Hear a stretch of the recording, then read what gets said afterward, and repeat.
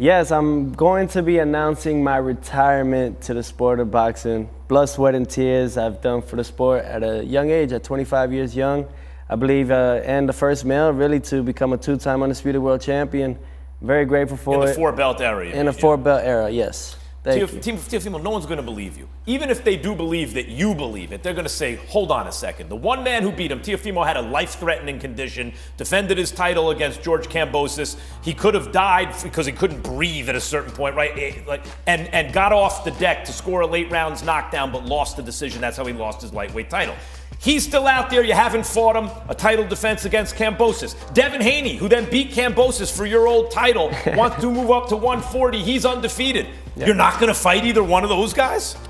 Right now, I'm just really thinking about, I have a lot of ideas. I have a lot of things in mind for the sport of boxing. I really can't do that if I'm always in the gym training and preparing for another upcoming fight or bout. So I'm really just focusing right now on that task right now. Breaking news, Teofimo Lopez has confirmed he is retired from the sport of boxing. Yeah, hi. What up, Fight World? It's your boy Ego, and I'm back with some more boxing. Best in the business here. Teofimo Lopez, you guys heard the clip at the beginning. Teofimo, after becoming a champion over the weekend, defeating Josh Taylor in dominant fashion, he went on Max Kellerman's show, Max on Boxing on ESPN, the preferred home network that he's been fighting on. And he told Max Kellerman that he is now retired and wants to focus his energies on things outside of the scope of boxing. And it becomes very hard to do if he's always in the gym, in grueling training camps, etc., etc. Ego thoughts. Do I believe that Teofimo Lopez will never fight in a pro boxing ring again? Absolutely not. I think this is cap, straight from the cappery. I truly believe that this is more so a ploy to try to generate interest, or maybe a scarcity mindset where Top Rank or whatever promoter, if he's under contract, I don't know the details of his contractual freeness, like if he's a free agent or whatnot, but basically a ploy to evoke panic. Like, oh, we got to start treating Teofimo better and we got to up the price after that performance and give him more money. So Teofimo, here's another thing to add on to that. Teofimo did not really look good after defeating Lomachenko in any other fight up until this Josh Taylor fight. So he's seen his opportunity and he took it.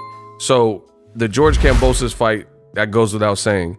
He got dropped in the first round. He lost his lightweight titles, unified titles, to George Kambosos, who was then thought to be an underdog, only to have George Kambosos lose at home in Australia twice to Devin Haney. So that loss didn't really age well for Teofimo Lopez, because Devin Haney went and beat the guy in his backyard and made it look pretty easy both times and didn't get dropped, didn't get touched up, didn't get rocked, things like that. So that loss for Teofimo didn't age well. I don't care about Top Rank and ESPN and Max Kellerman and Teo saying that Teo was near death and that's the reason. That's an excuse.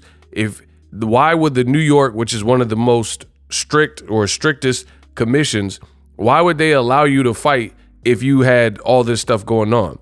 Most people, like Virgil Ortiz, he's had some health issues, and guess what? All of his fights keep getting canceled for those health issues. If you sign on that dotted line, you know as a fighter what you are risking, and I don't want to hear about this didn't work for me or I couldn't breathe and all this other stuff. If you couldn't breathe, you should have stopped it. The commission should have stopped it. You should have postponed it, whatever the case may be. Your life, because another reason I got to be so firm on this is we don't want to see people lose their life over the sport of boxing. So why would your dad, your father and trainer even send you out there if you were so banged up and near death and all these other things? It's like your fighter got pneumonia and you put him in a grueling fight. That it's stupid. So if that was the case, I would fire my whole team. Everybody getting the axe, because why would you not have any regard? You're so like driven by money or whatever that you're going to allow me to put my life in peril to try to see this through, knowing I'm not in the condition. It's like, for example, if me and my friends were at the house drinking and I know my friend had a couple of drinks and time had went by and they still seem inebriated, then they could crash at my spot. I would be like, no, you're not good to drive. You know, you need to sleep on it and leave in the AM once the alcohol's out your system. You know, that's what you do for your friends or your boys or for females and stuff. You don't let your friends drunk drive knowing that they're sloppy drunk and slurring their words and stuff like that, because that's not being a good friend. Or you see this often with females where it'll be a clique of 4 females and they all came together, so they all leave together. They don't let their drunk friend get in the car with some random dudes that she just met while she's intoxicated. Maybe at best you exchange numbers and then you reconvene at a later day, but most females have that kind of pact where, in that sisterhood, where they're not gonna let their friend go off with strangers when they're wasted.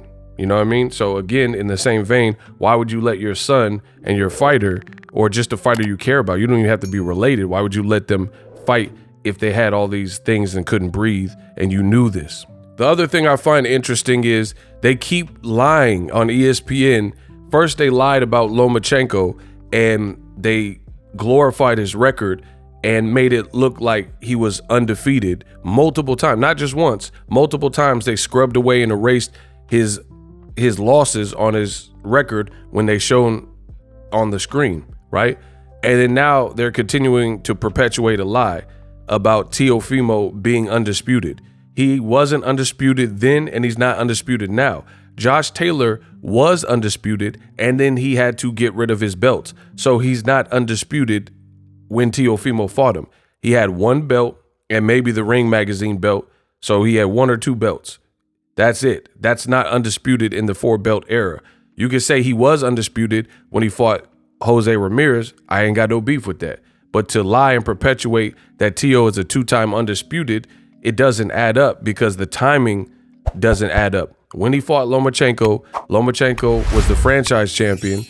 So he had a franchise made up designation title instead of fighting Devin Haney. And Devin Haney had the full WBC title. So by way of definition, undisputed means not contested, not disputed. And there was clearly that issue with Devin Haney having a belt, just like Josh Taylor. This one's a little bit clearer, I would even say, because there's no made up franchise title. Josh Taylor simply didn't have the belts. Either way, if Teo is really retired, which I don't believe, then, you know, best of luck to him, you know, all the best, but I don't believe it. I'll believe it when Teofimo vacates the Ring Magazine and the WBO belt. Then I'll believe he's retired. Till then, it's just capped to try to maybe earn more money and, you know, reconsider your contract with Top Rank at ESPN because you feel you've done a lot. Gone. And I'm out.